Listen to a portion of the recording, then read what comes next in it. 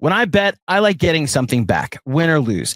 That's why we're excited to announce our new partnership with Fanatics Sportsbook. It's the only sportsbook that gives you fan cash when you bet, win or lose. Use fan cash on all Knicks, NBA, or other fan gear, as well as bonus bets, collectibles, and more. It's the most rewarding place for fans to place their bets. Download the Fanatics Sportsbook app now and let the fan cash flow. Gambling problem? Call 1-800-GAMBLER. Connecticut residents, call 888-789-7777. Massachusetts residents, call 800-327-5050. New York residents, call 877-8-HOPE-NY. Maryland residents, visit mdgamblinghelp.org. Hey there, Knicks fans. How you doing? It's your boy, Jonathan Macri, with you for another episode of the Knicks Film School Podcast. Very excited because I have talked to many Knicks fans over the last several days. But I have not yet had an opportunity to talk to the man that I have been talking to about this team for a very long time, for the longest time, actually, of anyone that I talked to about the Knicks. But not nearly as long as it would have taken for us to go back to the last time the Knicks made it this far, because I think he was 7? No, you weren't 7. You were 5. I was 5. Because you just turned 30. Jeremy Cohen, hello, sir. Hey, John.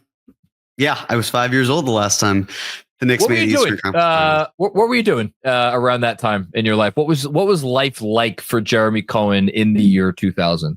Take us back. That's a great question. It was an innocent time. I was graduating from preschool, actually, around that time. Yes, and didn't even really know what basketball was. Or at least I knew about it, but I wasn't really following it. And it was a simple time. Life was easier in the year 2000.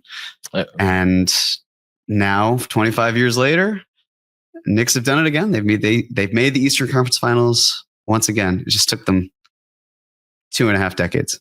But we're here. I don't think I've ever appreciated. I hope this doesn't come off as like insulting. I don't mean it to sound this way at all. I don't think I've ever fully appreciated what it must be like to be you or anyone around your age or younger than you, and to have never seen a team get past the second round of the playoffs. And like you saw one second round moment, and it was a cool one. It was fun. It was a good time. But like, yeah, it literally, I don't think until right this second, I don't think I ever appreciated it. All I have known when it comes to the Knicks is pain. Truly. I mean, there have been high moments. Great. Yes. But when in the grand scheme of things, it has felt just like it's been relentless. And when you don't even know what the taste of victory is like, it makes moments like this feel even sweeter. I mean, today, 1 year ago today, as you're listening to this, assuming you're listening to this on the day that we dropped this podcast, May 19th, 2024, Game 7, Eastern Conference semifinals against the Indiana Pacers.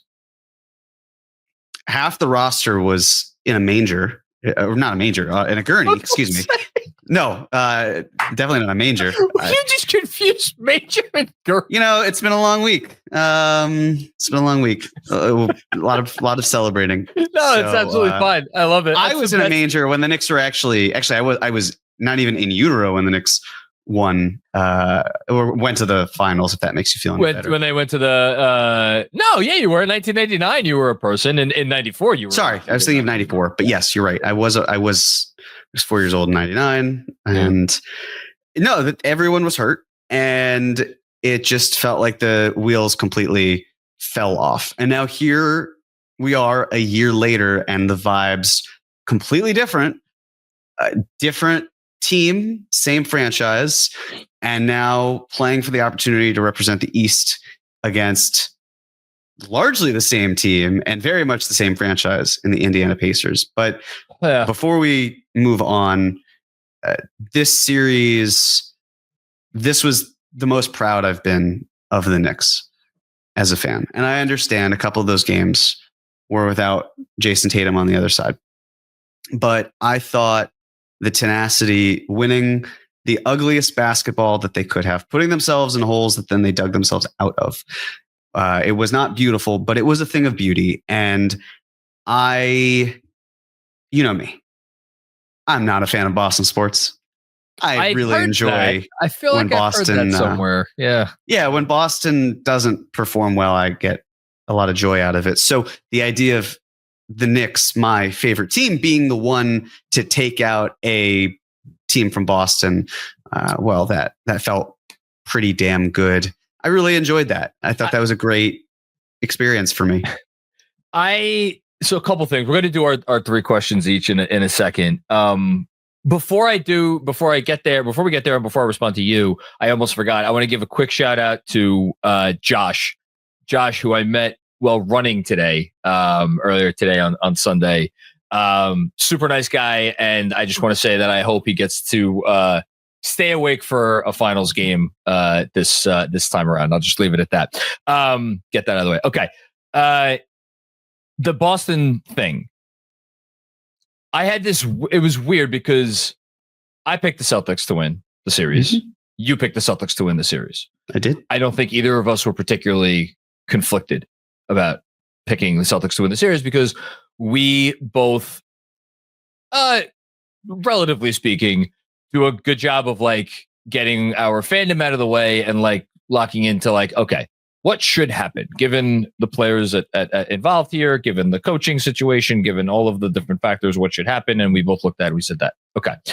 So I found it strange when after the Knicks went up 1-0, and even after the Knicks went up 2-0, especially when the Knicks went up 2-0, that everybody,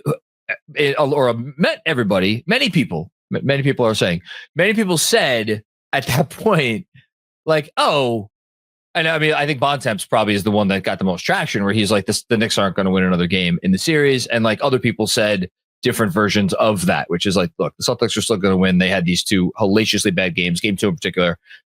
And that made me so angry. And so it made my blood boil, which again, I didn't like confront myself, but if I did, I'd probably be like, well, why are you getting so angry? You picked the fucking Celtics to win in 6 games. And like, these are exactly the sorts of games that you would expect the Knicks to win in a series in which the Celtics won in 6 games, in which like the Celtics didn't do there and didn't hold up their end of the bargain, and the Knicks by hook or by crook.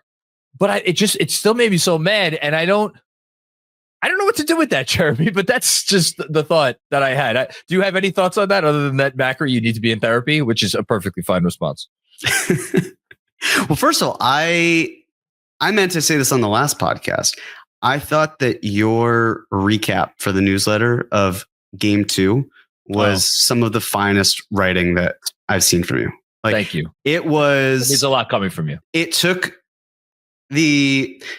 watching that game. I watched it at a bar. The Knicks are 3-0 at the bar that I've watched. I hate them play that game. I just want to say that. But yeah, no, I did too. And the first half was disgusting, and it was so bad that I still stuck around at the bar, of course, to watch till the very end. But the third quarter I wasn't even really focusing on the game so much. Like I was, right? It's on, but it was more about conversation than it was about the game itself. Yeah. And some of the fourth quarter was like that too. And then it was like, hang on, let's table our conversation because look at what's happening. And again, I'm watching the game as all these things, but it's not like it was my primary focus because it had shifted into, all right, this is Boston just doing its thing again. And so I knew the outcome. I knew what was going to occur when I read your newsletter. But the way in which I was able to collect my feelings watching it was truly riveting. So thank you. Really wonderful job. Thank you. I appreciate that. Thank you. But I'm with you because I also left that series, like those 2 games, feeling like, hey, just get one at the Garden. You know, if you can go up 3-1, you're in great shape. You mean get one in Boston? No, I meant get one at Madison Square. Sorry. I'm okay. You're fast forwarding now to. I was saying after those 2 wins, Knicks are 2-0. Okay, get one get one at the Garden. I was of the same mindset. We were in agreement. Yeah. Mm-hmm. So going from that, and then experiencing 3-1, and then of course Tatum succumbing to that injury. You then, when we did the live stream after, was it Game 5? Yes, Game 5. Sure. Yeah. In Boston, the feeling amongst all of us watching that, and you had dipped because you had to do the post game, but it felt like everyone on our team who was watching that their confidence was really shaken. And I felt like I was the only one in that moment who was like, hey, look, it's just one. You have an opportunity to close this out in Game 6. You're still up 3-2. They still don't have Jason Tatum. It's a different team. There's a lot of energy in TD Garden. A lot happening there. They just lost their best player. Their backs are against the wall. That's, of course, they're going to get one. It makes sense why they would do that. And it just seemed like the whole vibes after Game 5 for fans was just like, just hope they don't blow it, because that would be a huge embarrassment. And I just kept thinking, it's Game 6 and the Knicks are up 3-2 with the chance to go to the furthest they've been in 25 years. How are we not more excited about this? And then the Knicks blow out the Celtics. Their season ends and it's pandemonium. And you're seeing fans talking about the Knicks in a way that it's almost as if they had won it all. And of course, Knicks fans aren't doing that. But what I mean by that is so much of the celebration was over the top. And I don't mean that negatively. I mean that, of course, it's going to be over the top. Look how long we've waited. Look how difficult this time has been. Like this world can suck. It can be a terrible, terrible place. And we look for joy in so many different ways. And the ways that we look for joy, for whatever reason, is and has been with this team. We have supported the laundry of a team that reps our city. And we have fans, Knicks fans, who have never even been to New York, have never been to a live basketball game, and are still in it and devoted, staying up at all hours and have been along for the ride. And when I've seen bandwagon fans or new fans, however you want to describe it, the way that I see it is I don't want to gatekeep this team, because there's no reason to gatekeep this team, because we should all be having fun. We should all enjoy this moment. But if anything, if you or if someone is seemingly gatekeeping, like, it's not a pissing contest of, well, I was here for this era, so this means something to me. If anything, like, the way I see it is like, yeah, that just elevates your core desires and your feelings towards this team to a whole other level. Where let these people, like, I was talking with someone at the bar who had just started getting into basketball. You know what jersey she was wearing? It was an RJ Barrett jersey.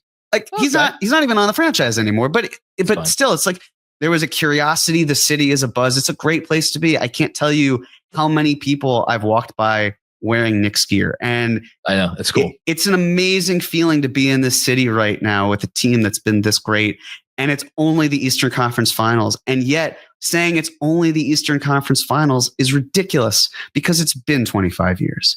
So and again, that's not like don't detract from it. It's purely like, we've come this far, but it's worth it. It's all worth it. And we know that there's still 8 more games left, 8 more wins to go, but to stop and savor and appreciate, because there were moments during that last series where I thought, Game 1 was great. Like, even whatever happens here on out, I'm going to appreciate that game. And Game 2 happens. Like, oh my God, like, they're 2 away.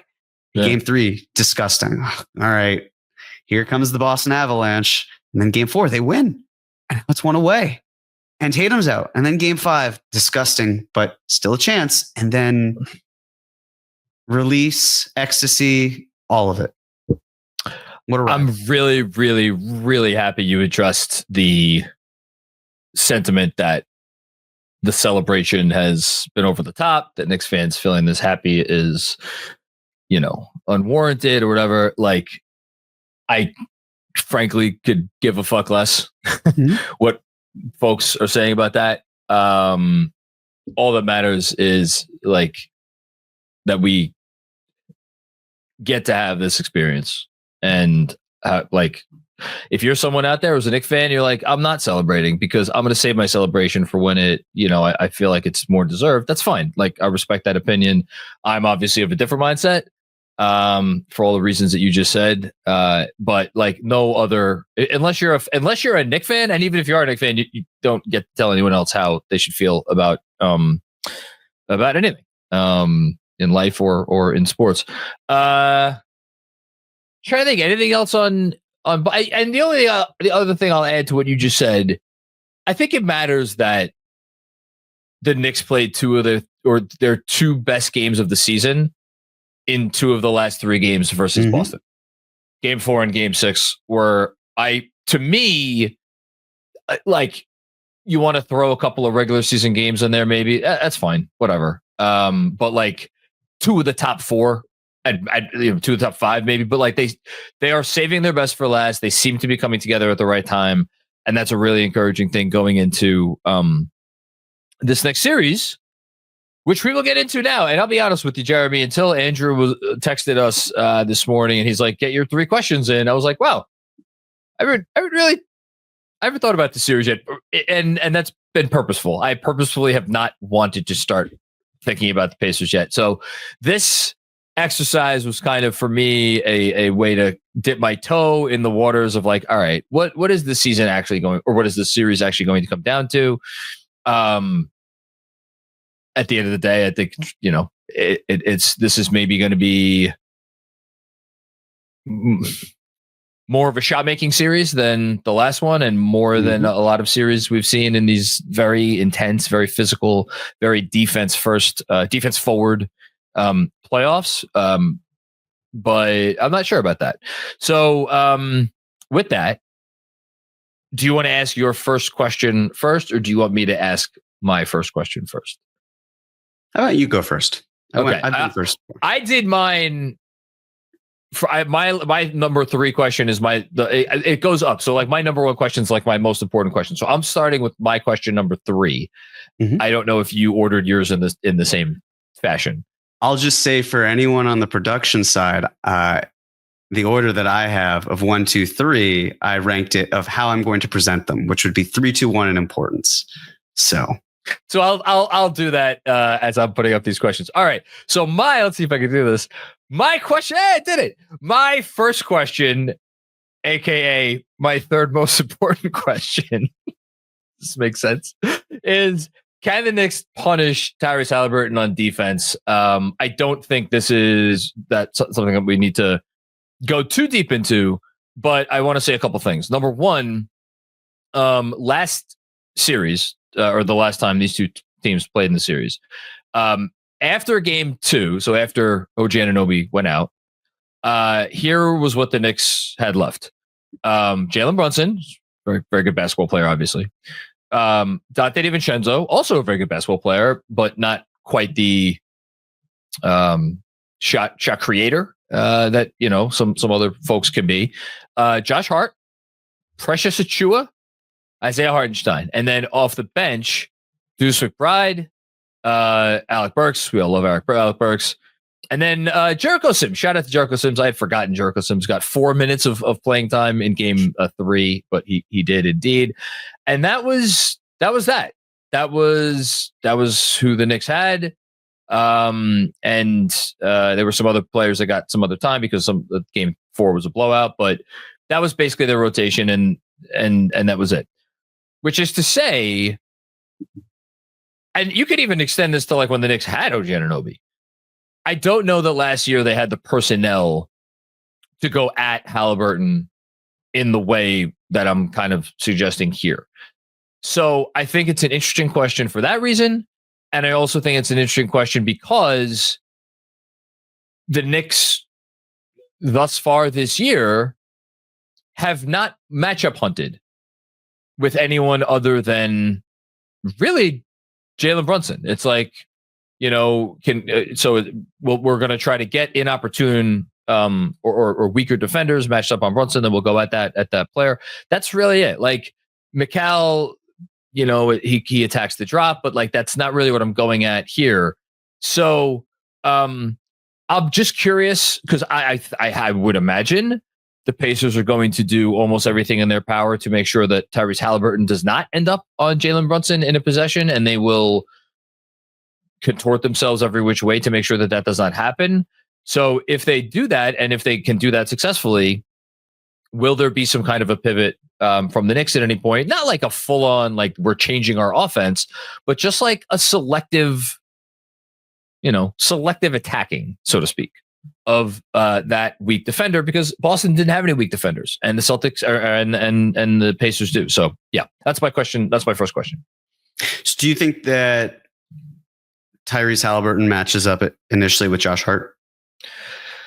No, I think the Pacers are going to employ the same alignment that teams have for months, which is putting Turner on Hart and allowing Turner to roam.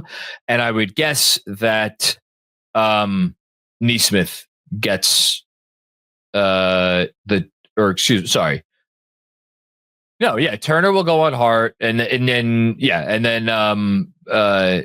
Nembhard will get the initial shot at Brunson, and then Halliburton will guard probably Bridges. Although I could see them maybe sliding him on OG and challenging OG Anunoby to like make them pay for that. I could see that. Definitely possible. What's going to be fascinating as well, if they employ that strategy of shading off of Hart and not focusing the energy, is then the offensive rebounding, something that the Pacers do at a terrible rate, where if the Knicks are missing shots and Hart is then cutting to the rim, and then the Knicks are able to box out, having Cat and potentially even Mitchell Robinson, although maybe don't have Mitch and Hart on the floor at the same time, but even still Cat paired with two other highly qualified rebounders, what that does in terms of second chance points. But I'm with you. That's a weak link. The way that the NBA is shaping up is if you find a weak link and you exploit it, you're probably going to be able to win those games. And he's someone where they're going to try to hide him where they can, and he's going to see a lot of minutes. And Halliburton's probably going to play 38 minutes a game. Oh, I'm sure he's going to play a ton. Yeah, absolutely. So they have the depth, of course, to support him, but it depends on how often he'll be playing. But they've got a great defensive team behind him. They've been playing incredible. That starting five has been playing really well, especially in the playoffs. No, and this is not like the Pacers are. Obviously, this is not going to be the first time that they'll see a team try to exploit Halliburton on defense. And just again, it's not a question of whether the Knicks will try to exploit Halliburton on defense. It's a question of how they do it. So that's a different way of putting it. How will they try to punish Halliburton on defense? Because clearly they will. All right, let's get your first question up there, Sure. Which is Jeremy question number one. I'll let you read it. Yes. Can the Pacers stop the Knicks in isolation? And this kind of goes in line with Halliburton a bit. So just some fun numbers for you. The Pacers are last in the playoffs in points per possession in isolation at 1.21. They were 26th in the regular season at 0.96. In the playoffs, they have faced the lowest frequency of isolation. They faced the lowest frequency of isolation. Correct, because the Cavs were not an isolation-heavy team. The Bucks were, but of course, it's hard when Giannis has no one else to really play with because the rest of his team is either injured, in a manger, if you will, or just not highly qualified to be sharing the floor with him. So Indiana has essentially played against teams that cater more towards their defensive strengths, where they haven't had to defend a lot of isolation. The Pacers also made things uncomfortable for the Cavs on the defensive side. So the Cavs, especially, I believe it was game 5, there were a ton of unassisted field goals that were made, more so than they're comfortable with. The Knicks are first in unassisted field goals per game. The Pacers are last. The Knicks are last in assisted field goals per game, and the Pacers are first. So offensively, these are teams that are very different in terms of how they create their offense.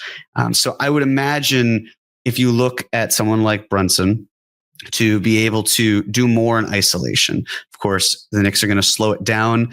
They've been at their best against Indiana when the half-court offense. Well, actually, they've had 3 really good half-court offense games in the regular season. Of course, the regular season kind of goes out the window. There are some things we can learn from it, absolutely, but the Knicks did really well with that. Cat, of course, played great, and it was very much the offensive rebounding percentage where the games the Knicks won against Indiana, Cat's offensive rebound percentage was very high. The game that they lost, it was pretty low. It was a especially brutal second half in Indiana, but one of that the was worst second halves of the season. Yeah. Very gross. So just with the isolation factor, I'm sure Cat will see more time in isolation, would like to see maybe Brunson take more command, but this kind of also leans into Tibbs and some of his worst tendencies. And I think he can still adjust around it. He's done a great job of that, all being well in the playoffs so far. But this is going to be, hey, Jalen Brunson, isolation time. Go do your thing. It's going to be Mikal Bridges. You can create a little bit in isolation, but specifically, you're going to need to pull up from the mid-range. Pacers have done an okay job of defending that. But their defense has been largely pretty good. There aren't a ton of weaknesses there, but isolation is definitely one where they are not the most equipped. So what they did to throw off the Cavs isn't necessarily something that might throw the Knicks off, because that's how the Knicks have been generating a lot of their offense. Yeah, I mean, it's such an interesting question, because any question about the Knicks in isolation and the Knicks like trying to just, take weaker defenders, or maybe not weaker defenders, but take a defender one-on-one with a very talented offensive player, whether it's Jalen Brunson or Karl-Anthony Towns or even Mikal Bridges. This question is inextricably linked to the question of how many minutes Josh Hart is on the. It's not how many minutes it's not only how many minutes Josh Hart's on the floor, but like what is happening during those minutes? Like, are they getting up? Are they playing with pace, for instance, which is something they did beautifully in Game 6? And again, when the Knicks play with pace, everything's more fluid. Like the movement looks better, all of that stuff. And all of a sudden, Josh Hart being out there is not this massive advantage for the defense. At other times, particularly when the Knicks are playing slower, it looks very different. So it's really tough to isolate if you are isolating into maybe not straight double coverage, but like the double is like right there waiting for you. So I think this is it's a fascinating push and pull. And it is even more interesting in this series than the last one, because the last one, like, again, the Celtics are such a good defensive team that there are no obvious places to go. Whereas Brunson, we know he feels comfortable going against Andrew Nembhard. We know he feels comfortable going against Aaron Nesmith. Not to mention probably some other players on the roster. So I love this. I'm very curious to see now what your next questions are. I will also say last thing, because just you touched on the offense, as I was looking through the Knicks' best offensive performances, seeing how high up those two final wins against Boston made me feel better about concerns of how this offense was working. Oh yeah. So when you mentioned earlier and tied to here, I had the same feeling of like, great, yes, things are clicking. They're a little bit back on track. We can look at the playoffs as a whole, but small sample size of these 2 games, but things seem to be trending upwards. No, their offense looked really good. Their offense in Game 6, it's wild. What did they score? 119 points. And if they had been able to make any threes throughout the night, they would have put up 130 at least. Because they had a lot of good looks that they just missed. Okay. My second question. How much do the Knicks switch Jalen Brunson and Karl-Anthony Towns on defense? So, and I thought about making this my top question, but I have a intertwined question that's a little bit different that I'm saving for number one. So last series, the Knicks let you know right out of the gate, we're going to switch. We're going to switch more than we have switched at any point this season.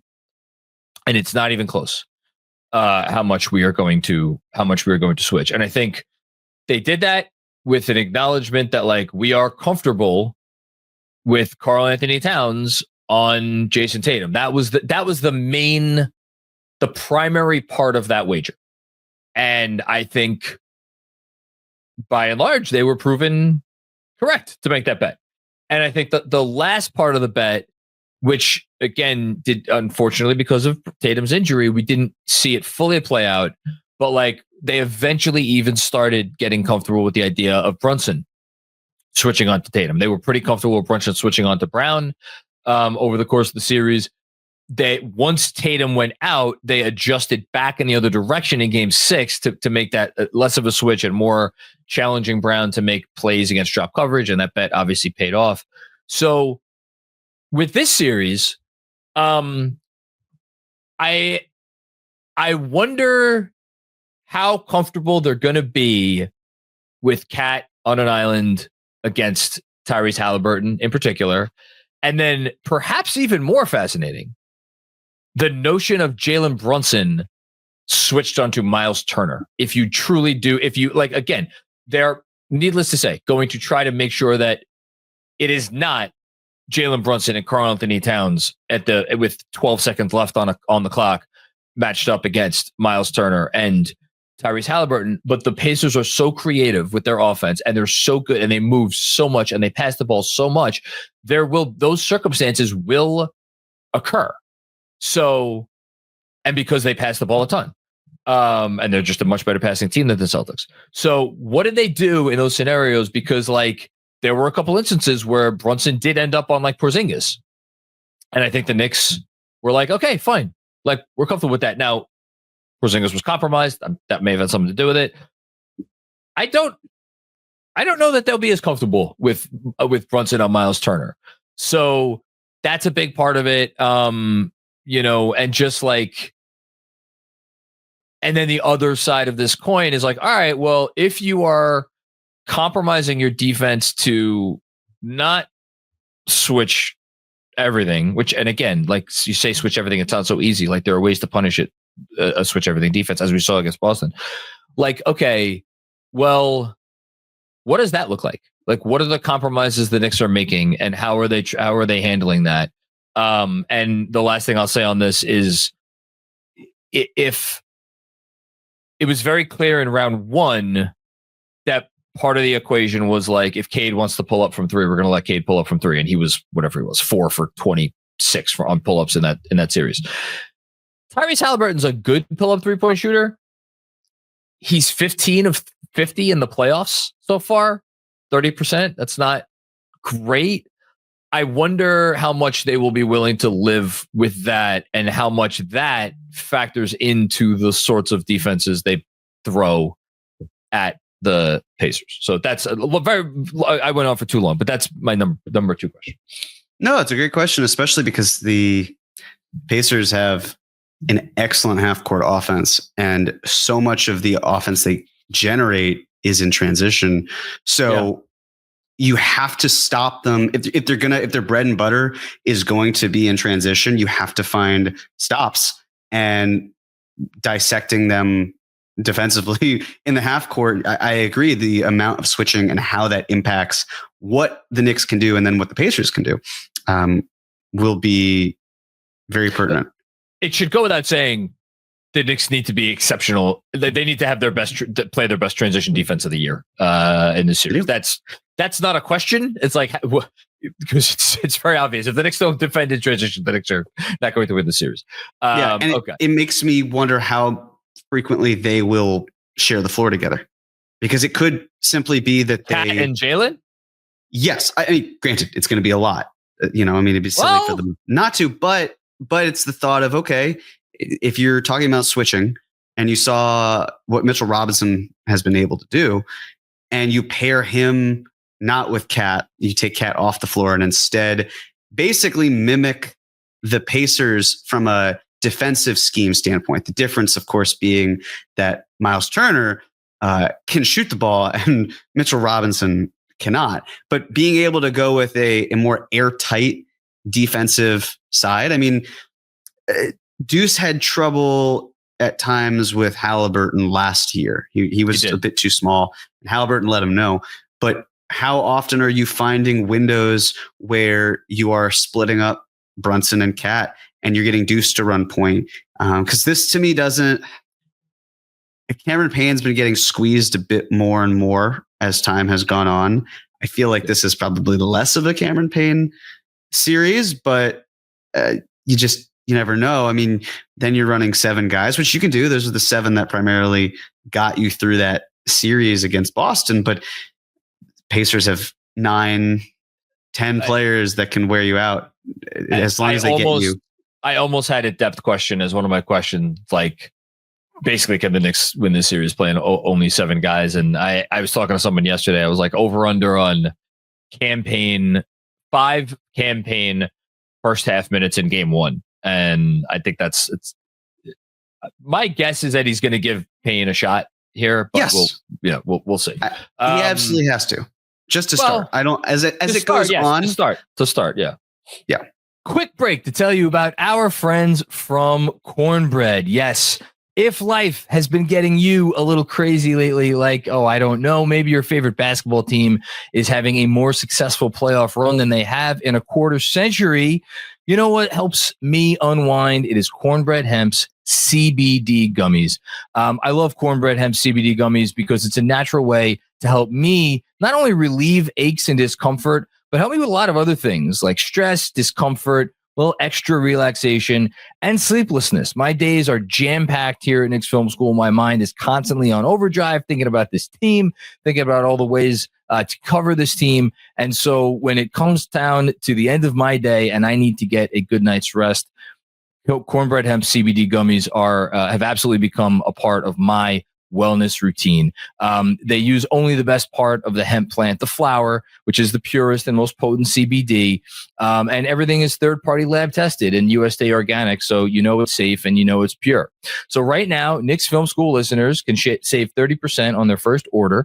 Just head to cornbreadhemp.com/KFS and use code KFS at checkout. Again, that is cornbreadhemp.com/KFS and use code KFS at checkout. Shout out to CORNBREAD.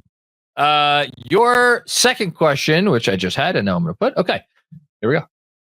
So my second question is, how can the Knicks limit a fast, pass-happy offense that Indiana has? So the Pacers have the most efficient offense in the playoffs. They were 6th in efficiency in the regular season. Wouldn't be the Pacers without speed. They are the 3rd fastest team when it comes to pace. That's in the playoffs. Regular season, they were 7th. You mentioned about the passing. Yes, Indiana is averaging the most passes per game in the playoffs, 337, and they were 2nd in the regular season at 330. Boston to Detroit, for comparison, averaged the fewest passes per game in the playoffs, 238 and 239 respectively. Detroit averaged the 5th fewest passes per game during the regular season, Boston the 7th fewest. So the Knicks have gone up against teams where the ball has stopped, and a free-flowing action where the ball flies around is something the Knicks are really going to have to take advantage of or protect themselves on defensively. The Pacers are also, when it comes to off of live ball transitional plays, they are the best at it. They were 5th in the regular season, but in the playoffs, they have been number 1. So making sure the Knicks need to convert when they are on offense, right? And I know we're switching gears here because now it's talking about it feeds into it. Yeah. Right. So the Knicks have to convert on offense. And if they can't convert, they need to grab the rebounds.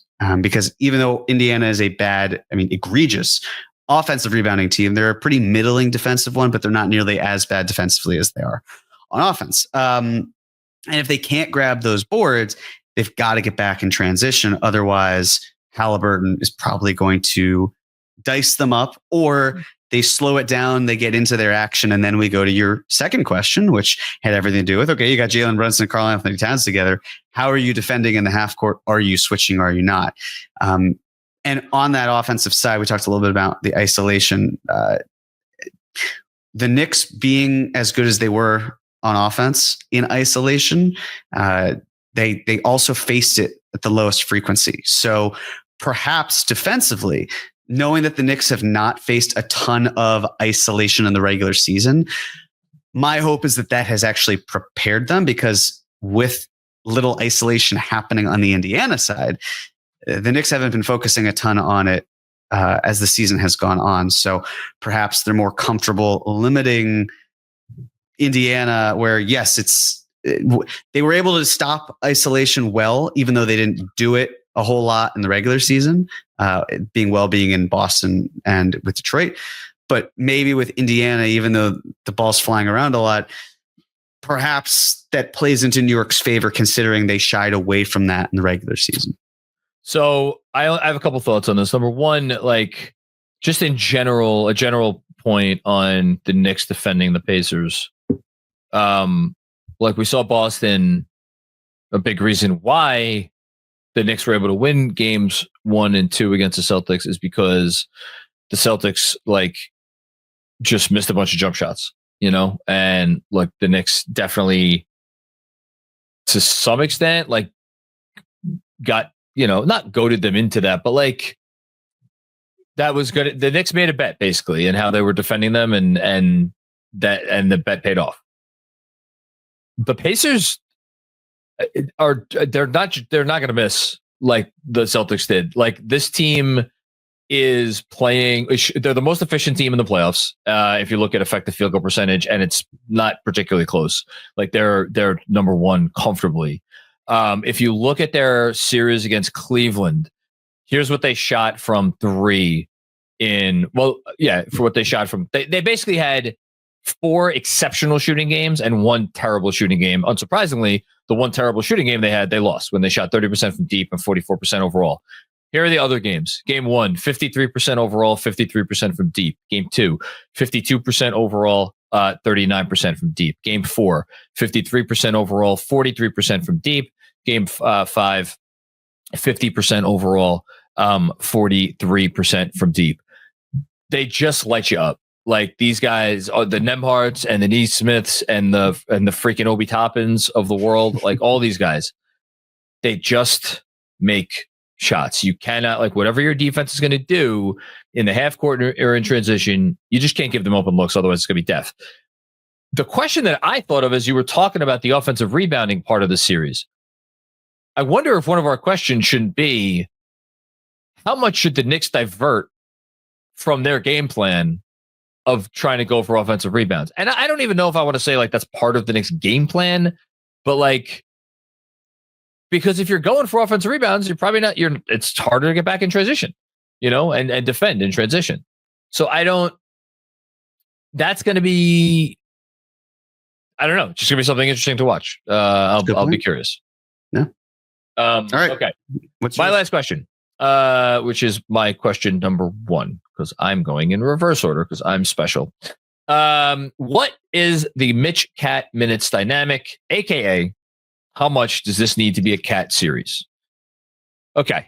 I thought the Boston series and the Detroit series, but mostly the Boston series, had to be a Cat series, because I just didn't see how else the Knicks were going to generate efficient enough offense to score enough against the Celtics, given how much I thought the Celtics could score. It did not really end up being a Cat series, although I think Cat did his part, certainly in Game 6. He was very aggressive early on in Game 6, and that was important. And he had, moments here and there throughout the other parts. I mean, Game 4, he had some moments. I don't know that I was particularly impressed with him in Games 1 or 2 or 3 or 5 for that matter. This series, I'm not as sure how much they need him. And here's what not that they don't need him. Obviously, they're going to need Cat to do Cat stuff if they're going to win the series. But it became very clear in the last series, to me at least, that Jalen Brunson is just a more comfortable, confident offensive player at this moment when he is on the floor with Mitchell Robinson than when he is not on the floor with Mitchell Robinson. Having a traditional pick and roll center who could set a mean screen and a rescreen and another rescreen if need be, and just give Brunson the opportunity to do what Brunson does as well as any player in the league. And that is just get into his bag of tricks. On the other side of the floor, I think, and me and DJ talked about this a little bit on this week's Patreon pod, is that the thing with Cat is the more decisions that he has to make in a given defensive possession, the more likely it is that something is going to go haywire. And what do the Pacers require you to do? They require you to make a lot of decisions on every defensive possession. And then when you factor in, like, Cat does have a tendency at times, he didn't do it that much against Boston, credit to him, but he does have a tendency at times to, like, when he drives, whether he makes it or he misses, like, he ends up on the floor or he ends up maybe a little out of control and he's not getting back in transition, and it ends up being a good opportunity for the offense. Well, those are going to be automatic scoring possessions for the Pacers because they're just that good in transition. So all of this is to say, I wonder if this isn't more of a Mitch series, especially given how well Mitch held up, not held up, like just he excelled defending the perimeter and the whole thing in the last round versus Boston. Again, different challenge here, different animal, totally. Yeah, and I just I wonder. And what you kind of touched on it already with, like, well, how many minutes are Brunson and Cat both going to be on the floor? It's an interesting question. I've had the same thought, feeling as this is probably a Karl-Anthony Towns series, maybe a little bit less so of a Mitchell Robinson one. And I kind of suspected this would be your question. So I'm glad that I didn't go in that direction. I do have something that will be kind of tied into this. Well, let's put it up right now. Sure. Can the Knicks take advantage of second chance points? And I know that might seem very banal, but it all feeds into it because the Knicks have been in the playoffs, the second best team in terms of taking advantage of second chance points at 17.3 points per game. A large part of that would probably have to come from the offensive rebounding side. The Cavs were the first, but they got packed up by none other than the Indiana Pacers. The Pacers are dead last in the playoffs in second chance points. The Clippers were, and by dead last, I mean they were of the 16 teams, not including play-in, they were 16th. The Clippers were 15th, right? So the Pacers are at 9.8 points per game. Clippers are 12.4 points per game. For context of how big of a gap that is, the difference between 15th and 16th is the difference between 5th and 15th. Oh, so wow. Okay. The Pacers are really not going for second chance points. But a big thing here is the Pacers don't necessarily need second chance points. Number one, because they're not rebounding well on offense. But perhaps more importantly, and number two, John, they're not missing shots. So if they're not missing shots, then there are going to be fewer opportunities. But for the Knicks taking advantage of the missed shots, okay, what does that do for your offensive rebounding? Are you sending more players to the rim? Are you keeping Mitchell Robinson in to then clean up on the glass?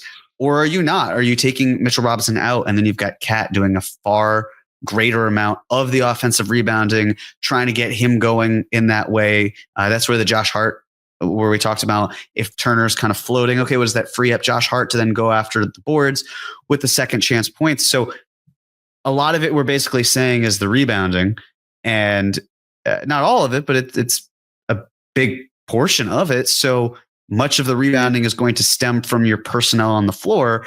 And if Mitchell Robinson is not on the floor, that's going to impact your offensive rebounding abilities.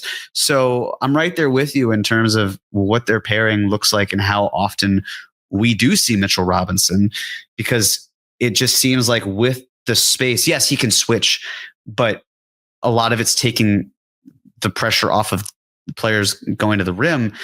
But then is there a more perimeter focused approach? And then do you have Mitch on the perimeter and you can have him move, but especially if you have him in drop, do you push Cat up? Does that actually help him? How much pick and roll is going on? So the usage or lack thereof of Mitchell Robinson is going to be a big factor, and it's going to feed directly into how much Karl-Anthony Towns is being deployed and how specifically the Knicks want him to. So this one feeds directly into your question, your top one. Good teamwork, working afar. Glad we could come together on this one. I would just say in the Pacers series last year, Josh Hart in his in game 1, which they won, 13 rebounds, 4 on the offensive glass. Game 2, which they won, 15 rebounds, 2 on the offensive glass. Game 3, which they lost barely. I had completely forgotten this. Josh Hart had 18 rebounds in game 3 of last year. None on the offensive glass, though, interestingly enough. Game 4, the whole team stunk. He had 3 rebounds. Game 5, in which they were dominant on the glass, 11 rebounds overall, 2 on the offensive glass.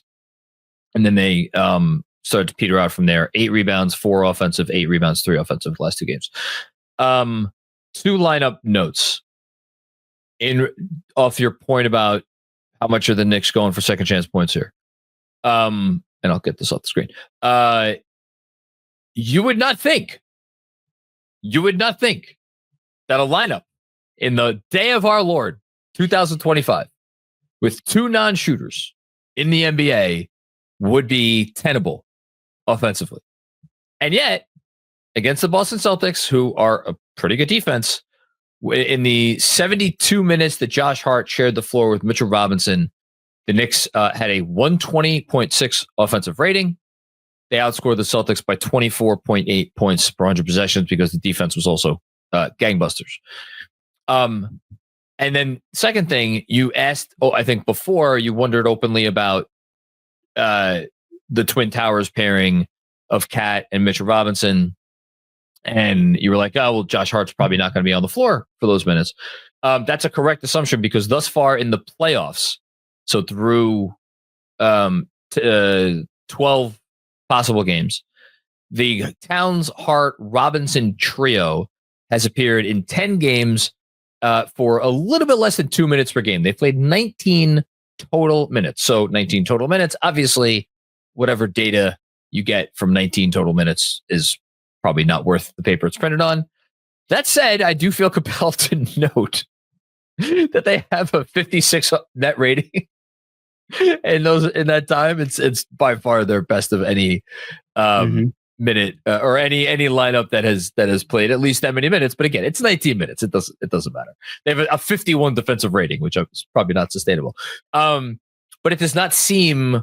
It seems like Tibbs is comfortable going Hart and Mitch, Hart and Cat and Mitch, but not the 3 of them together. Which you get it. You get why that is to a large extent.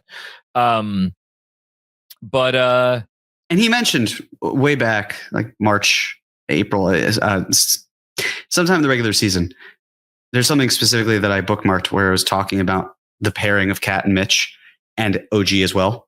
And I would imagine that's the type of lineup that we might see deployed if you are pairing Cat and Mitch together, making sure you slide them.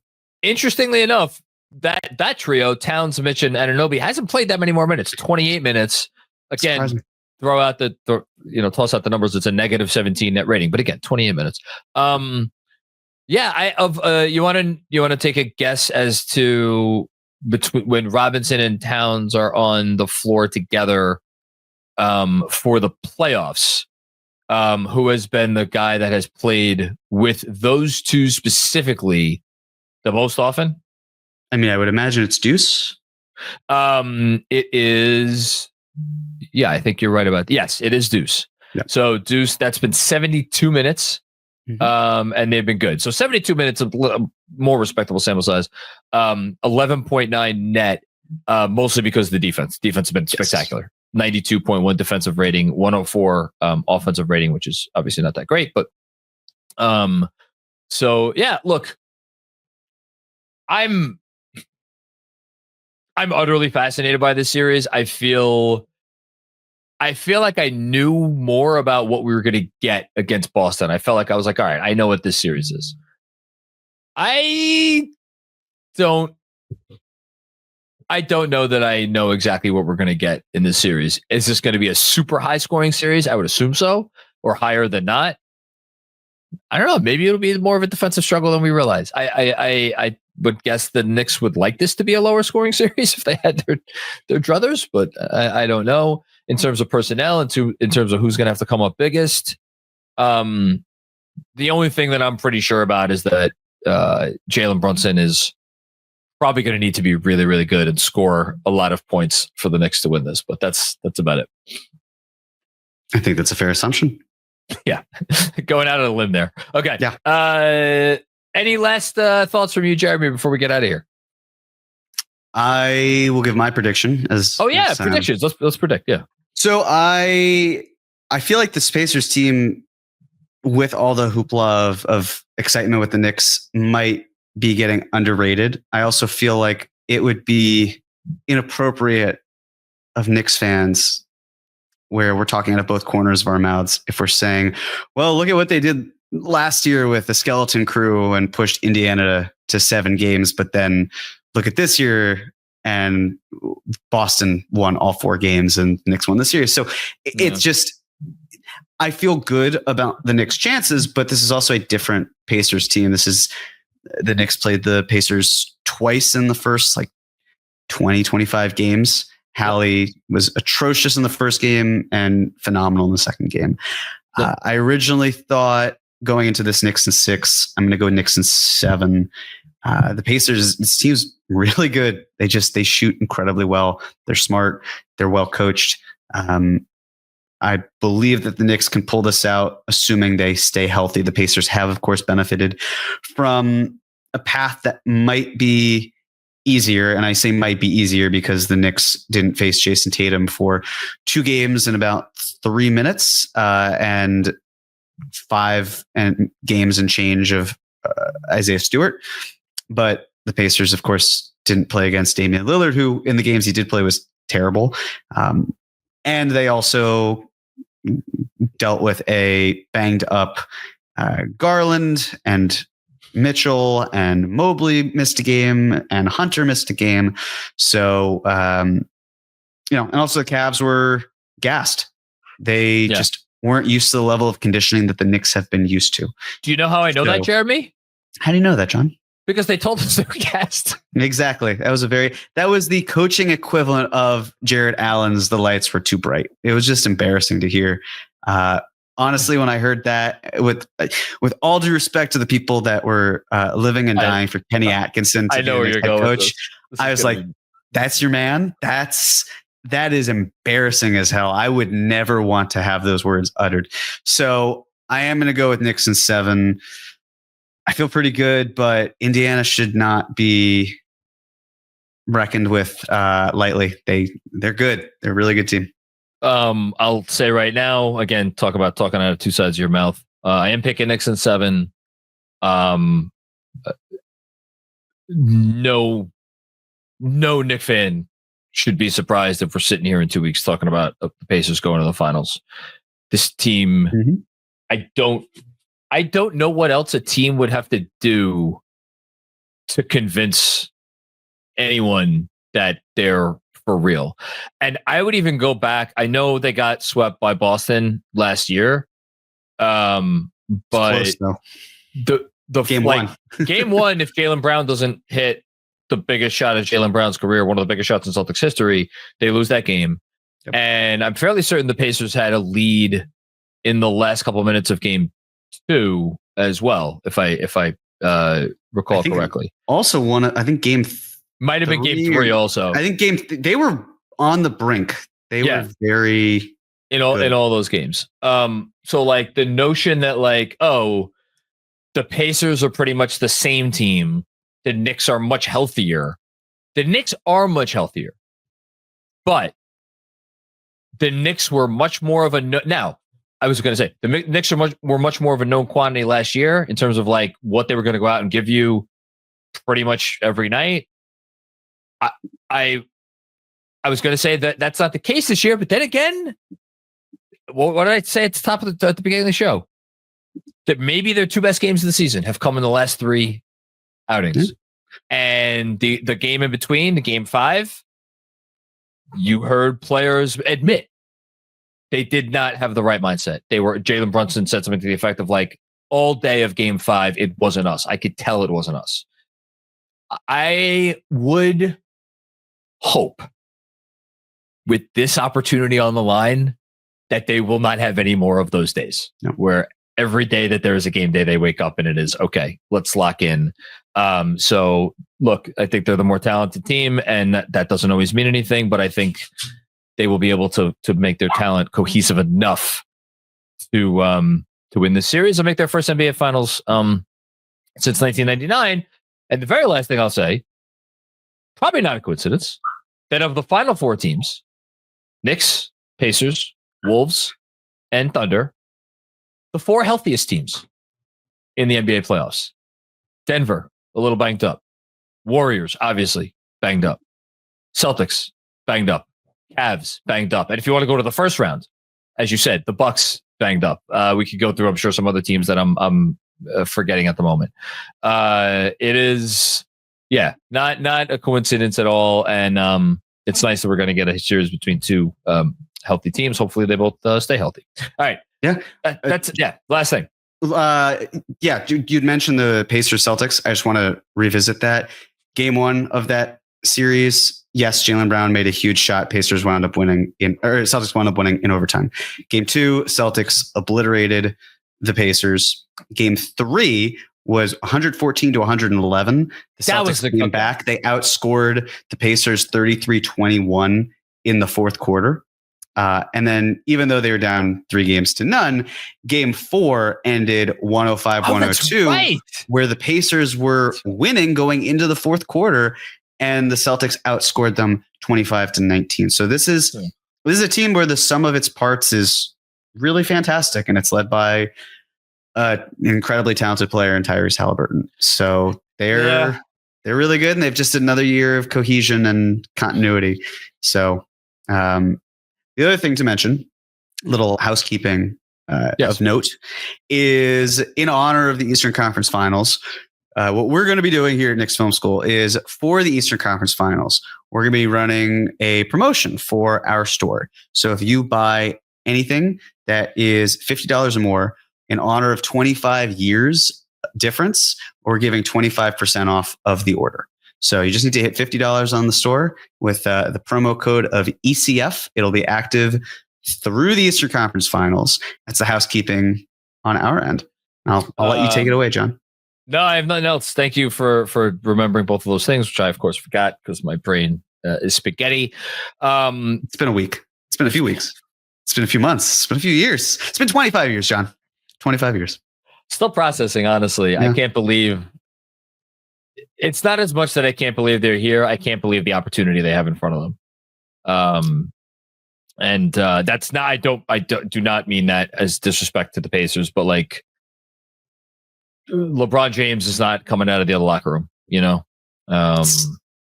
It's now or never. Even though there are other seasons, you never know when your window can close. Jason Tatum's injury, if anything, should tell you that life can change like that.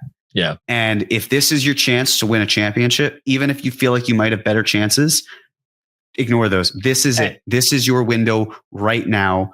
Go for it. And if you don't believe that, the Thunder, are making Western Conference Finals, they're going to have a good shot to make the NBA Finals. 14 years ago, you would have bet anything that Kevin Durant, Russell Westbrook, James Harden, coached by Billy Donovan, Serge Ibaka, that team would have made. I mean, how many finals were they going to make? How many championships were they going to win?